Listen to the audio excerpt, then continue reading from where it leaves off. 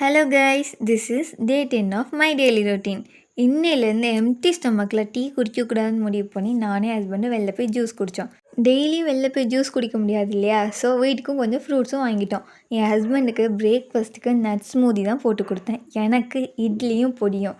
இந்த பழக்கம் யாருக்கும் இருக்குமா என்னன்னு எனக்கு தெரியல. எனக்கு பொடியில் சர்க்கரை போட்டு சாப்பிட்டா தான் பிடிக்கும். ரொம்ப டேஸ்ட்டாகவும் இருக்கும். இந்த மாதிரி பழக்கம் யாருக்காவது இருந்தால் சொல்லுங்கள். என் ஹஸ்பண்டுக்கு லஞ்சுக்கு டொமேட்டோ ரைஸ், கேரட் பீன்ஸ் உருளைக்கிழங்கு பொரியல், எக்கு, அப்புறம் வெண்டைக்காய் புளிக்கூட்டு. இன்றைக்கி எக்கையும் பொரியலையும் ஒரே பாக்ஸில் வச்சுட்டேன். ஏன்னா லஞ்ச் பாக்ஸ் பற்றாக்குறை.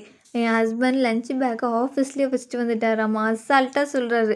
அந்த லஞ்ச் பாக்ஸ் தேடுற கஷ்டம் நமக்கு தானே தெரியும். சரி, வரும்போது ரெண்டையுமே சேர்த்து எடுத்துகிட்டு வாங்க அப்படின்னு சொல்லி ஆஃபீஸ்க்கு அனுப்பிச்சாச்சு. அப்புறம் என்னோடய ஃபேவரட் சாங் பார்த்துட்டே நானும் லஞ்சு சாப்பிட்டு முடிச்சாச்சு.